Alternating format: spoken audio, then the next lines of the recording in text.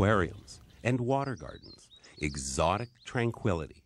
We welcome the plants and animals of the world into our homes and gardens. Yet some are deceptively dangerous house guests, invasive species, voracious predators, and aggressive plants that escape or are carelessly released, threatening the diversity of life in aquatic ecosystems. They can cause a series of problems, including changes in fish communities, changes in the ecological integrity of the lake, changes in water quality. They can take over habitat and outcompete our native species for food sources. Even tropical species can thrive in our cold climate. Consider fanwort, a popular aquarium plant from South America. Just a fragment dropped in a lake can cause an infestation, overwhelming native plants, potentially destroying fish habitat.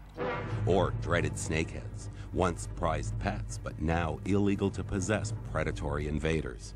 They multiply quickly, eat ravenously, and can crawl overland from lake to lake.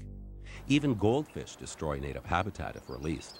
These and other invaders may also infect native species with new pathogens and diseases. So beware, never release or flush aquatic plants or animals into the natural environment. It's illegal and could have devastating ecological consequences. Better yet, consider purchasing native aquatic plants for your water gardens and aquariums. Remember, many of the non-native species that are commonly sold in water garden or aquarium stores could be invaders. To learn more about what to do with unwanted aquarium and water garden plants and animals, call the Invading Species Hotline or visit invadingspecies.com and help keep all our lakes great. This message is brought to you by the Government of Ontario and the Ontario Federation of Anglers and Hunters, your partners in conserving Ontario's biodiversity.